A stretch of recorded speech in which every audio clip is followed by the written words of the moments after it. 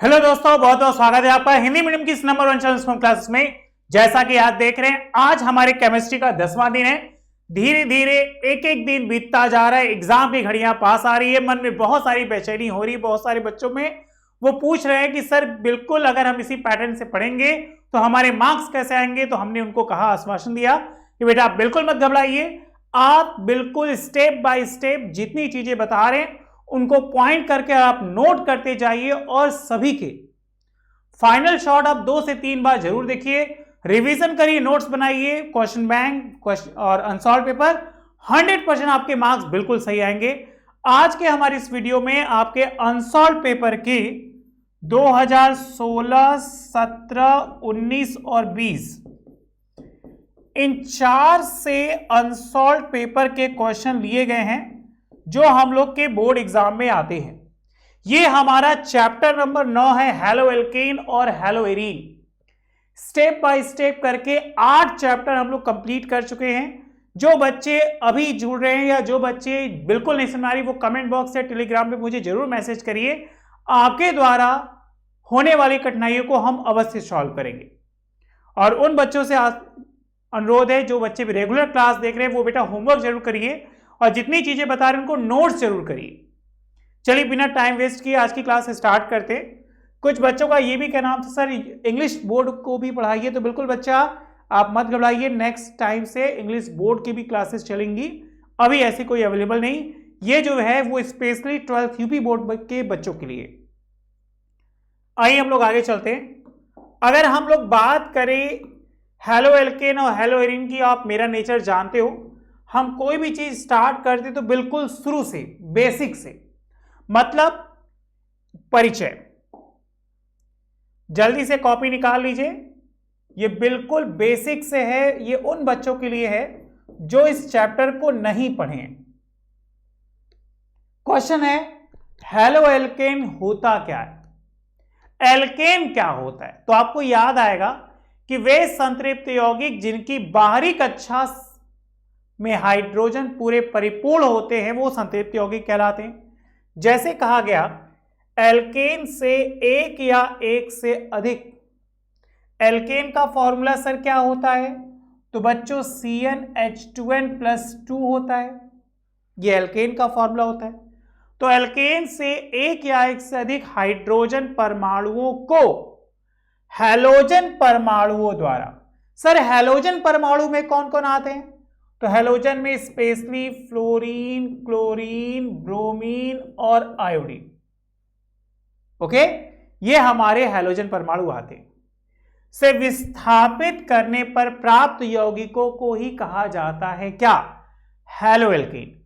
Sir नहीं समझ में आया, एक बार समझा दीजिए। तो बिल्कुल बच्चों, जैसे याद करिए, आपके पास मीथेन था, इसकी क्रिया हम क्लोरीन से करा दिए तो CH3Cl और HCl बन गया। तो ये जो CH3Cl बना है इसी को तो कहेंगे हैलो एल्केन।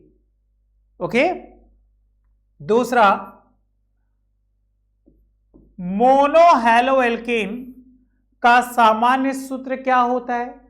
तो बच्चों मोनो हैलो एल्केन का सामान्य सूत्र हो जाता है CnH2n+1X। सर ये X क्या है? X इन्हीं में से कोई एक, चाहे फ्लोरीन, चाहे क्लोरीन, चाहे ब्रोमीन, चाहे आयोडीन। इसमें प्राथमिक, द्वितीयक और तृतीयक 3 प्रकार के होते हैं। जैसे RCH2X, ये हो गया हमारा प्राथमिक, जिसको हम लोग याद करेंगे 1 डिग्री। प्राथमिक 1 डिग्री, द्वितीयक 2 डिग्री और तृतीयक 3 degree. R2CX 2 degree, R3CH 3 degree. ये होते हैं हमारे एल्कील हैलाइड। तीसरा मोनो हैलो एल्केन 3 प्रकार की समावयवता। जैसे सबसे पहला स्थिति, स्थान, जिसको इंग्लिश में कहते हैं बच्चों पोजीशन। श्रृंखला, जिसको आपको याद आएगा चैन। 3 थी n series, iso series, neo series. और तीसरा है प्रकाशिक, जिसको इंग्लिश में कहते हैं ऑप्टिकल। ये तीन प्रकार की समावेक्ता को क्या करते, व्यक्त किया जाता है। किसमें? अगर हम किसी पार्टिकुलर बात करें हैलोएल्केन के यौगिकों में। उसके बाद कहा गया कि मोनो हैलोएल्केन में नाभिक स्नेही प्रतिस्थापन अभिक्रिया की क्रियाविधि को SN1 और SN2, ये बहुत इंपॉर्टेंट है, आप याद करिएगा, हमने आपको लॉन्ग क्वेश्चन में बताया भी था SN1 अभिक्रिया और SN2 अभिक्रिया में अंतर। तो प्लीज बच्चों आप उसको जरूर याद करिएगा, वो बोर्ड एग्जाम में 100% पूछे जाते हैं। SN1 अभिक्रिया और SN2 अभिक्रिया क्या होती है? तो देखो, कहा गया कि मोनो हैलोएल्केन में नाभिक स्नेही प्रतिस्थापन अभिक्रिया की क्रियाविधि दो होती है, एक SN1 और एक SN2। मोनो हैलोएल्केन में SN1 अभिक्रिया के प्रति क्रियाशीलता क्या? सबसे कम 3 डिग्री, फिर 2 डिग्री, फिर 1 डिग्री, और जबकि SN2 में जो क्रियाशीलता थी वो इंक्रीजिंग ऑर्डर में। तो ये मोस्ट इंपॉर्टेंट है, आप इसको जरूर कॉपी करिएगा। ये MCQ और अति लघु दोनों में पूछ लिए जाते हैं कि SN1 और SN2 अभिक्रिया में जो बढ़ता और घटता क्रम है वो किस प्रकार से होगा। तो ये एक छोटा सा फंडा है, अगर आप इसको कॉपी कर लेंगे तो आपके दिमाग में भी बैठेगा और आपके एग्जाम में भी अच्छे से लिख पाएंगे। बताइए कि SN1 अभिक्रिया क्या है, SN2 अभिक्रिया क्या है। SN1 अभिक्रिया होगी तो उनमें जो घटना बेसिकली पूछा जाएगा उनको कैसे निकालेंगे, SN2 में कैसे निकालेंगे। ओके, आइए, एक क्वेश्चन था कि हैलोएल्केन के CX आबंध, मतलब कार्बन और हैलोजन आबंध की प्रतिस्थापन अभिक्रिया में हैलोएल्केन के सापेक्ष क्रियाशीलता हमेशा क्या होती, अधिक। 2 है ना। अगर बात हो हैलोएल्केन की तो बच्चों आप लोग याद रखिएगा, इसे एलिफैटिक के नाम से भी जानते हैं या खुली श्रृंखला, जैसे CH3 CH2 Cl। ओपन कर दो,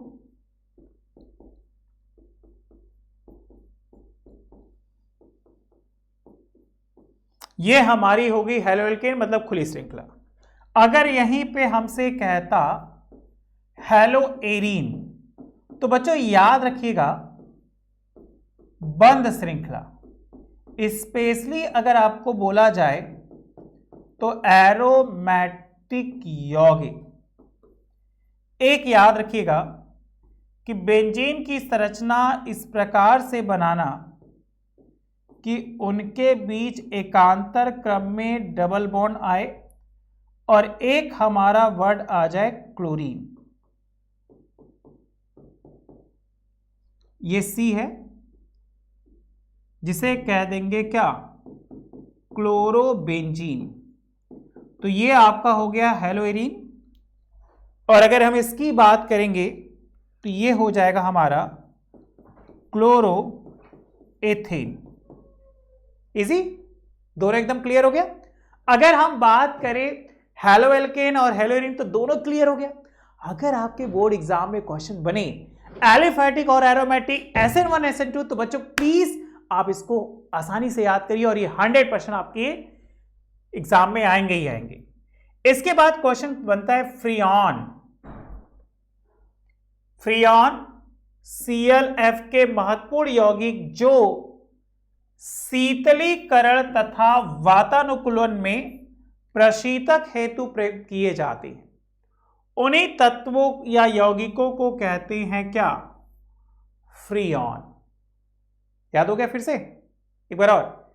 फ्रियॉन क्लोरीन फ्लोरीन के महत्वपूर्ण यौगिकों को शीतलीकरण तथा वातानुकूलन में प्रशीतक प्रयोग किए जाते हैं, उन्हीं को कहते हैं क्या, फ्रियॉन। बच्चों इसको कॉपी कर लो फास्ट फास्ट। अगर कोई डाउट है तो मुझे जरूर बताइएगा।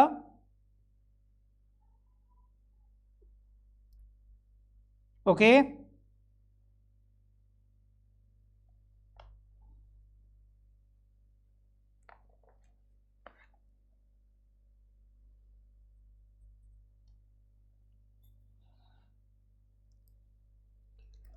जितनी जल्दी करेंगे उतनी जल्दी क्लियर होगा। हम लोग आगे चलते हैं ना। अब रिवीजन टाइम होगी। अब हम लोग अभी तक नोट्स कर रहे थे। नेक्स्ट टॉपिक हम लोग की बहुविकल्पी, जो कि मेरे बच्चे बहुत अच्छे से जानते हैं। बहुविकल्पी प्रश्न को अगर हम तैयार करते चलेंगे तो इस तरह हमारा रिवीजन बहुत अच्छा आएगा और इसके साथ ही साथ एक अंक के नंबर भी हमारे जुड़ते चले जाएंगे। सबसे पहला है क्लोरोब्यूटेन से। क्लोरोब्यूटेन मतलब क्या बच्चा? C4H9Cl से एल्कोहलिक पोटास अभिक्रिया देगा। पोटास मतलब क्या? KOH। अब बताइए बेटा, इससे क्रिया कर क्या बनाएगा? इससे क्रिया कर बनेंगे क्या? ब्यूटीन। C4H8 KCl और H2, इतनी चीजें बनेंगी। तो क्या बना? C4H8, जिसे कहेंगे क्या? ब्यूटीन। याद हो गया? उसी प्रकार दूसरा कह रहा है कि हैलोफॉर्म किसके ट्राइहैलाइड व्युत्पन्न होते हैं? देखिए बेटा, अगर हम बात करें हैलोफॉर्म की, तो हैलोफॉर्म जैसे क्लोरोफॉर्म, तो कार्बन, कार्बन मतलब एक, और एक तो क्या? मीथेन। अरे वाह, ये तो ऐसे ही सॉल्व हो गया। हर क्वेश्चन का उसके आंसर से कहीं ना कहीं लिंक होता है। अगर उन आंसर को आप पकड़ लोगे तो 100% क्लियर हो जाएगा। अगर आपके डाउट्स नहीं क्लियर होंगे तो मुझे टेलीग्राम पे मैसेज जरूर करिएगा, क्योंकि कमेंट बॉक्स में इतने सारे कमेंट्स आते हैं कि जिनको पढ़ने में टाइम वेस्ट चला जाता है। कुछ बच्चों का कमेंट भी ये था कि सर आप कमेंट नहीं पढ़ते, तो बेटा आप टेलीग्राम पे मैसेज करो या नीचे कमेंट बॉक्स में करो, लेकिन जो लाइव इसमें नहीं क्या करो, क्योंकि उसमें बहुत सारे कमेंट्स होते हैं। आइए आगे चलते हैं। क्वेश्चन नंबर 3, CHCl3 जिसे कहा गया ट्राइक्लोरोमीथेन, ये ऑक्सीकरण पर क्या देता है? 4 चीजें: फास्जीन, फार्मिक अम्ल, कार्बन टेट्राक्लोराइड, क्लोरोफिक्रिल। बताओ बेटा, बहुत इजी है। हमारे पास क्या है? CHCl3 ऑक्सीकरण पर क्या दे देता है? तो बिल्कुल एक गैस निकालती है जिसका नाम होता है फास्जीन। मतलब CHCl3 क्रिया करेगा ऑक्सीजन से, तभी ना ऑक्सीकरण होगा। और ये क्या देगा? ये देगा फास्जीन गैस। क्लियर? चलिए, अगर हमसे पूछे फास्जीन का सूत्र बताइए। बताओ बेटा, आपके सामने बोर्ड पे है फास्जीन का सूत्र। अभी कुछ देर पहले ही निकाले थे आप। ना ना ना ना, ये गलत हो गया। ये आप करोगे तो ये होता है फास्फीन, यहां पे ना होता है, और हमें ना नहीं करना है। यहीं पे गलती किए थे बहुत सारे बच्चे। इसी बात को याद रखें, फास्फीन और फास्जीन में अंतर है। तो यहां फास्जीन का सूत्र क्या होगा? ये PS3 आते ही दिमाग में आया ना फास्फीन, लेकिन वो गलत हो गया। अब आप सोचोगे कि हम सही करें, लेकिन एग्जामिनर गलत कर दिया, मेरे मार्क्स कट गए। तो नहीं बेटा, छोटी सी लापरवाही की वजह से आपके मार्क्स कटे, तो हमें ये लापरवाही नहीं बरतनी। और लास्ट कह रहा है क्लोरोफॉर्म। याद करिए, अक्सर हम लोग देखते हैं मूवी या पिक्चरों वगैरह में कि रुमाल में एक दवा डालकर सुंघा देते हैं और आदमी बेहोश हो जाता है। तो वो क्या होता है? वही तो होता है क्लोरोफॉर्म, जिसका प्रयोग किसमें कहते हैं? कीटनाशक के रूप में, फफूंदी नाशक के रूप में, फिर क्या है बेटा? देखिए, कीटनाशक, फफूंदी नाशक, औद्योगिक विलायक के रूप में या अवशोषक के रूप में? तो कीटनाशक तो नहीं है, फफूंदीनाशक भी नहीं है, तो इसका आंसर क्या होना चाहिए? प्रयोगशाला में जो भी इंडस्ट्रियल होते हैं वहां पे विलायक के रूप में, जैसे क्लोरोफॉर्म हुआ, बेंजीन हुआ, ईथर हुआ, अल्कोहल हुआ, तो ये सब क्या है? एक प्रकार के विलायक है जिसमें चीजों को घोला जाता है। बताइए, अति लघु चला जाए। अब जैसा कि चैप्टर हमारा कार्बनिक यौगिक चल रहा है, और कार्बनिक यौगिक में सबसे ज्यादा जो क्वेश्चन बनते हैं वो बिल्कुल बच्चों IUPAC नाम से ही बनते हैं, और यही चीज हम लोग को याद भी करनी है।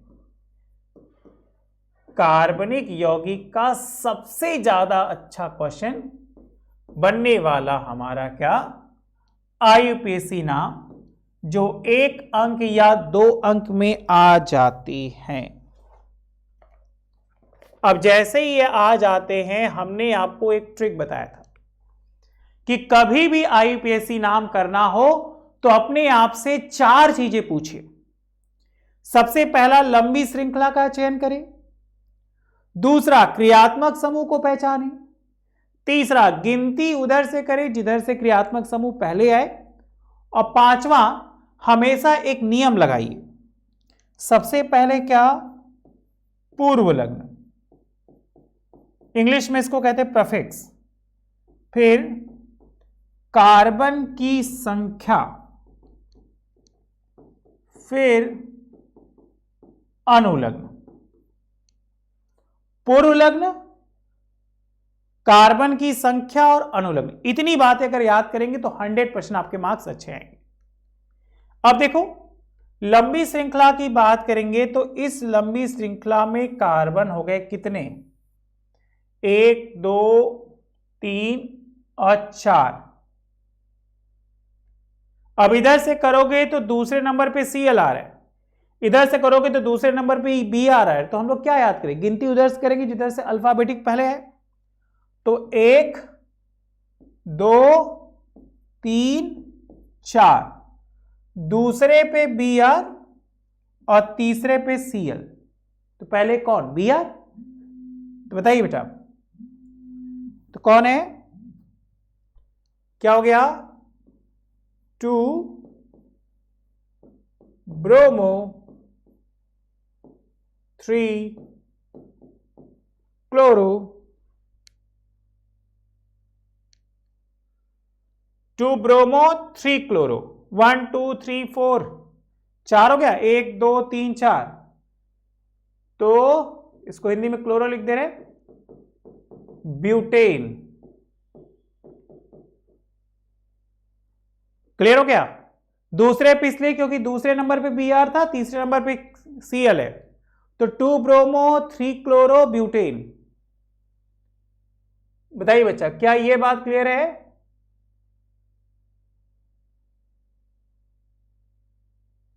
आगे बढ़ा जाए। अब फिर से देखो, दूसरे में आपसे कहा कि लंबी श्रृंखला का चयन करें। अब इस श्रृंखला की बात करेंगे आप, तो इसमें कार्बन आपको दिखे कितने? कार्बन तो 2 ही दिखे ना। आइए इसकी संरचना हम बनाते हैं। एक कार्बन, एक हाइड्रोजन, एक फ्लोरीन ऊपर, एक फ्लोरीन नीचे, क्योंकि यहां F2 है। एक कार्बन, एक Br, एक Cl, एक F, एक Br, एक Cl और एक F। अब देखिए, लंबी श्रृंखला में कितने कार्बन? 2। एक हो गया आपका यहां, एक हो गया आपका यहां, 2 कार्बन हो गए आपकी लंबी श्रृंखला में। अब फ्लोरीन, 1 2 3 जगह फ्लोरीन, लेकिन अल्फाबेट में पहले B आता है, C आता है, F आता है, तो अल्फाबेट में पहले B आता है, तो क्या? 1 ब्रोमो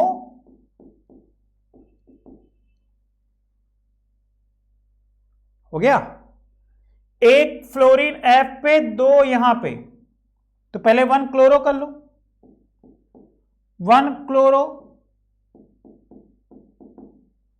अब 1 2 2, 1 2 2 ट्राईफ्लोरो एथेन। अगर ना आए तो वीडियो को एक दो बार पीछे खींच लीजिएगा, आपको आ जाएगा। करिए बेटा, क्या यहां तक क्लियर हो गया?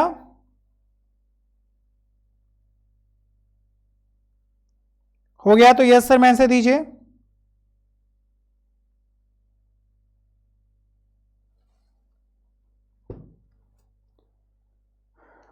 उसी तरह आगे देखो,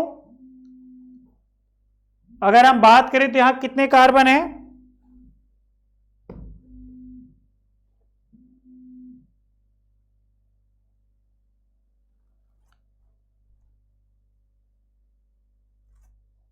कितने कार्बन देखो बेटा, 1 2 3 4, 2 3 4 कार्बन है। काउंटिंग की बात करेंगे तो इसमें चारों कार्बन में हम क्रियात्मक समूह को देखें तो कौन कौन है? क्लोरीन है, ब्रोमीन है कि नहीं?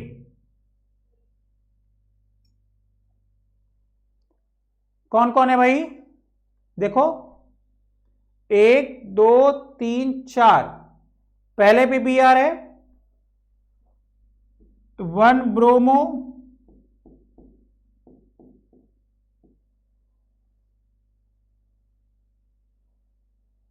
फिर यहां पे देखो चौथे पे क्लोरो, 4 क्लोरो, ओके। कार्बन कितने हो गए तुम्हारे पास? 4, ब्यूट, ट्विन,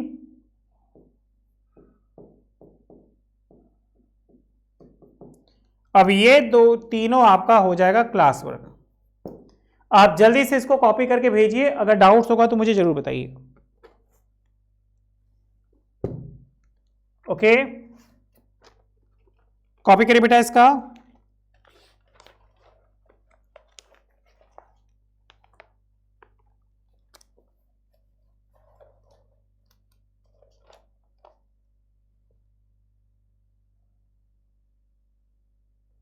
चलिए, इसके बाद हम लोग थोड़ा सा और आगे बढ़ते हैं।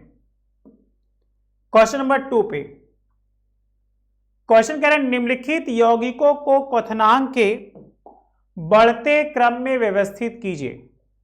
अब जैसा कि आपसे कह रहे क्वथनांक, क्वथनांक का मतलब बॉइलिंग पॉइंट, तो अगर हम इसके बॉइलिंग पॉइंट की बात करें तो बॉइलिंग पॉइंट के आधार पर सबसे पहले अगर आएगा तो याद रखिएगा कौन? तो क्लोरोमीथेन, ये क्लोरोमीथेन। अब बेटा क्लोरोमीथेन से बड़ा कौन? ब्रोमोमीथेन,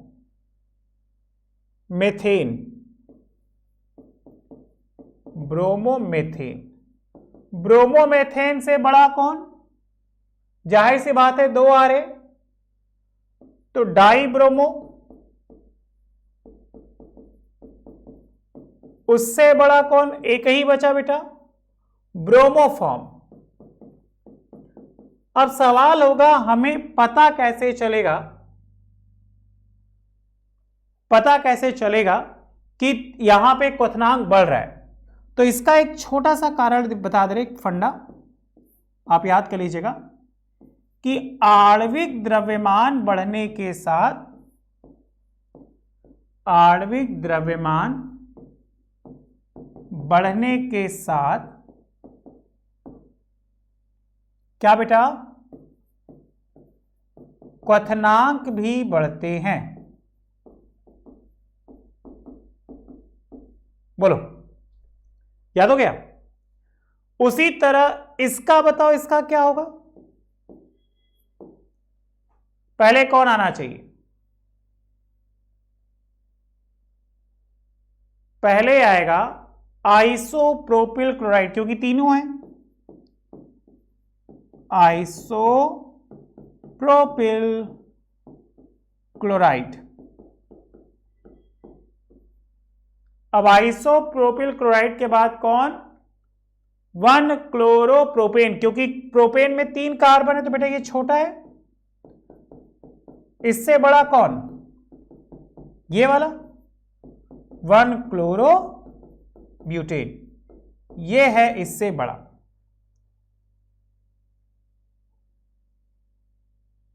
अब यहां पे भी क्या है? क्वथनांक का बढ़ता क्रम, कारण आणविक द्रव्यमान जैसे जैसे बढ़ेंगे वैसे वैसे क्या होगा? उनकी समावयवता क्रम के आधार पर, समावयवियों के आधार पर क्वथनांक बढ़ेंगे। बताइए। अब एक क्वेश्चन कह रहा है, ये 2017 का पूछा हुआ है, फ्रैकलैंड अभिक्रिया का रासायनिक समीकरण दिए, याद करिए। ग्रिग्नाट, फ्रैकलैंड वगैरह वगैरह ये सब आता है ना, तो इसको कॉपी करिए जल्दी से। हमसे कह रहा है फ्रैकलैंड अभिक्रिया का रासायनिक समीकरण देना है। अगर हम फ्रैकलैंड अभिक्रिया को ले तो याद रखिएगा, एथिल आयोडाइड की क्रिया जिंक से कराती हैं।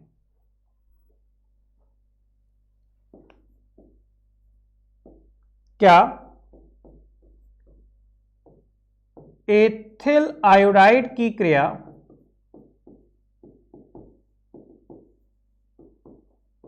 किससे बेटा? जिंक से कराने पर। अब एथिल आयोडाइड की क्रिया जिंक से कराएंगे तो क्या बनेगा? ब्यूटेन और जिंक आयोडाइड प्राप्त होता है। इसी प्रक्रिया को कहते हैं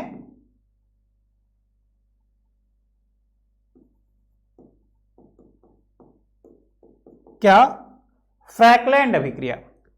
हम लोग के पास एथिल है, मतलब C2H5 आयोडाइड मतलब I, जिंक मतलब Zn। ब्यूटेन का फॉर्मूला जैसा कि एल्केन है तो 2 गुना से 2 ज्यादा, तो C4 8, 4 दूना 8, 2 10, और क्या है बेटा? Zinc I2। अब 4 इधर 2 है तो बैलेंस करने के लिए यहां 2 लगा देंगे।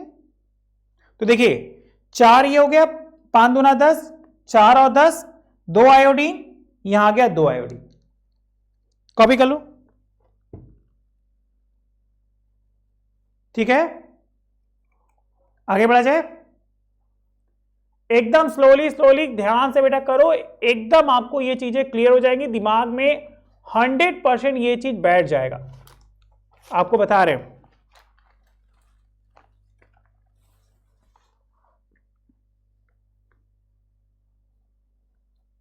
चलिए, ये सभी इंपॉर्टेंट क्वेश्चन है जो बोर्ड एग्जाम में पूछे गए।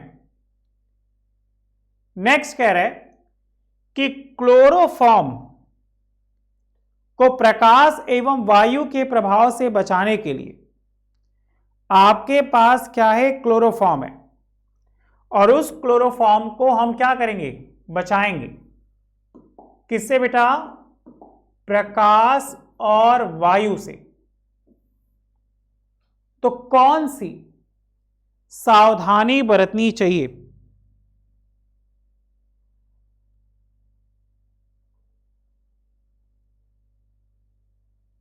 तो याद रखिएगा कि क्लोरोफॉर्म को लिख दे, लिख लो। क्लोरोफॉर्म को रंगीन बोतलों में, क्लोरोफॉर्म को रंगीन बोतलों में काले कागज, क्योंकि उसमें प्रकाश नहीं जाना चाहिए, प्रकाश जाएगा तो प्रकाशशील क्रिया करके वो उड़ जाएगा, तो उसको बचाने के लिए क्या करते हैं, काले कागज से लपेटते हैं। तो काले कागज में लपेटकर अंधेरे कमरे में रखना बेटा, है ना, अंधेरे कमरे में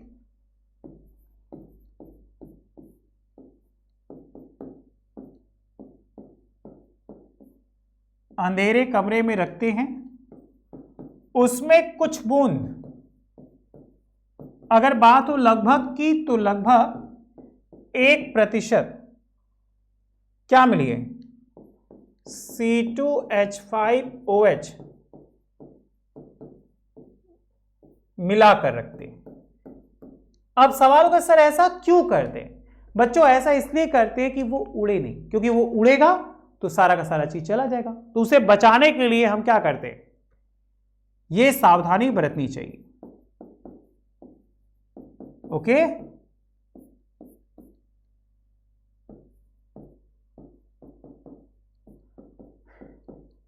इसके बाद क्वेश्चन कह रहा है क्लोरोबेंजीन की बेंजीन रिंग की एक प्रतिस्थापन अभिक्रिया का समीकरण लिखिए। अब आपको बोला है क्लोरोबेंजीन, तो संरचना बनाइए। कोशिश करिए एग्जाम में अगर ऐसे बनाएंगे तो एग्जामिनर सोचेगा कि बच्चे को बहुत अच्छा आ रहा है, आपके मार्क्स वो अच्छे देगा, तो ऐसी संरचना बनाइए, ठीक है। इसकी क्रिया करा दीजिए HNO3 से, क्योंकि हमसे कहा है प्रतिस्थापन अभिक्रिया बतानी है। एक कोई उत्प्रेरक रख लीजिए, मान लीजिए H2SO4 हम रख लेते। हमें प्रतिस्थापन अभिक्रिया करानी है, तो अगर हम सबसे पहले बात करें तो ये टूटेगा किसमें, ऑर्थो नाइट्रोक्लोरोबेंजीन, और एक तोड़ दो आप पैरा नाइट्रोक्लोरोबेंजीन।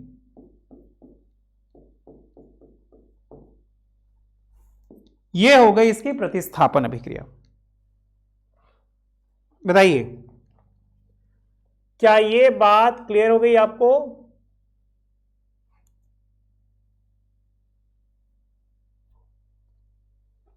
चलिए स्क्रीनशॉट खींच लीजिए, बाद में लिख लीजिएगा। अब हम लोग चलते बच्चों लघुत्री पे। लघुत्री का आप जानते हो 2 अंक के क्वेश्चन है।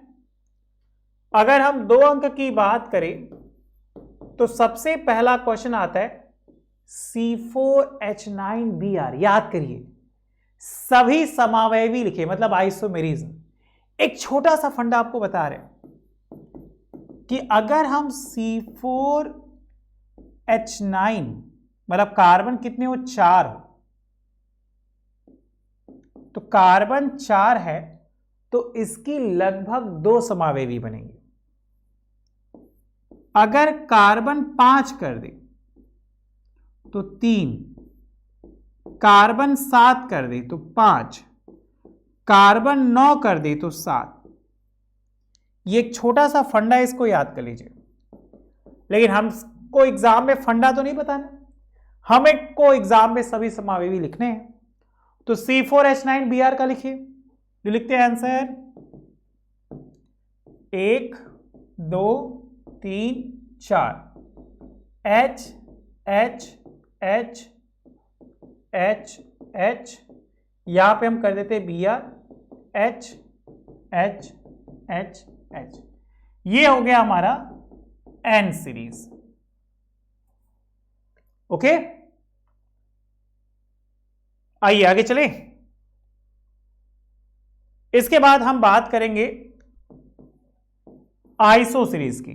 तो 3 कार्बन रखिए, 1 2 3, ऊपर CH3 कर दीजिए, नीचे Br कर दीजिए। यहां CH3 और यहां CH3।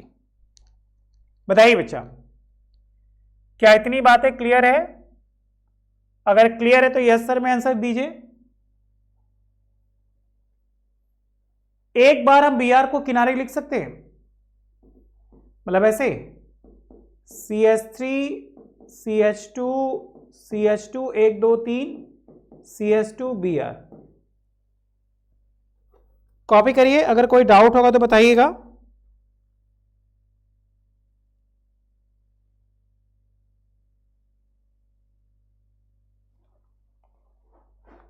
अगर आपके डाउट्स है तो मुझे जरूर बताइए बेटा कमेंट बॉक्स में, जल्दी से उसको कॉपी करिए।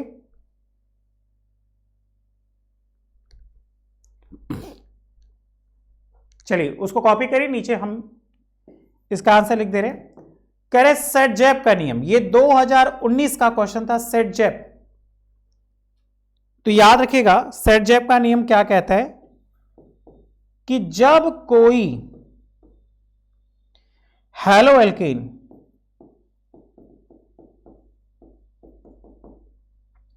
दो भिन्न भिन्न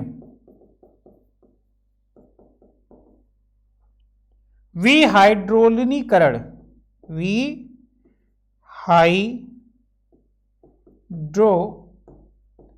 हैलोजनीकरण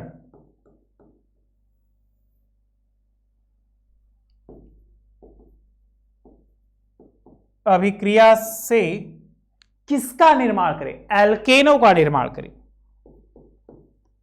एल्केनो का निर्माण करें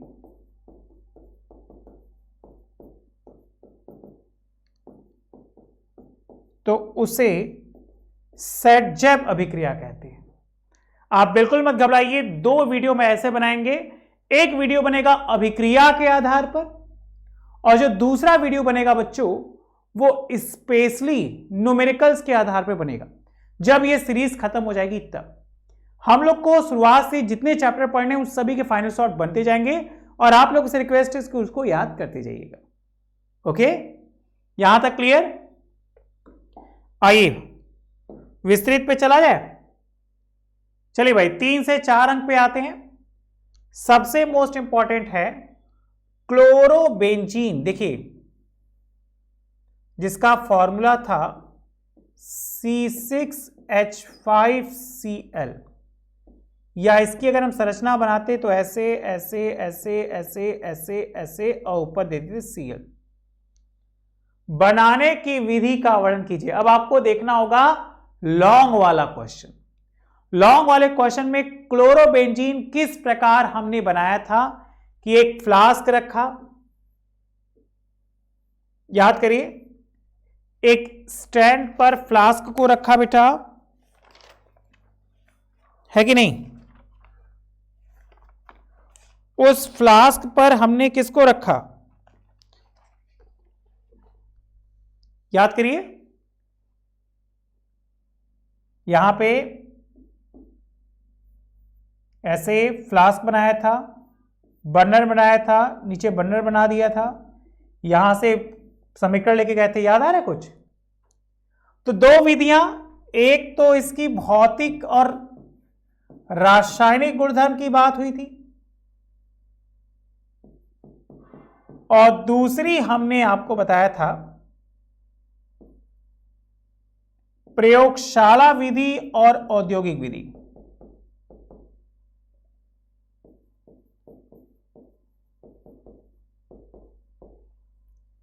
तो आप प्लीज वो लॉन्ग वाला क्वेश्चन देखेंगे तो वो 100% आपको क्लियर हो जाएगा। इस तरह 10वें दिन हम लोग अपनी इस टॉपिक को पूरा कर लिए। अगर आगे आप ध्यान दीजिएगा, बहुत सारे इंपॉर्टेंट क्वेश्चन होंगे जो नेक्स्ट वीडियो में हम आपको डिस्कस करेंगे। ठीक है, तो आज के लिए इतना ही। Thank you so much, bye bye. घर पर रहिए, स्वस्थ रहिए, मस्त रहिए। एग्जाम चलने वाले हैं, उसके लिए all the best. Bye bye.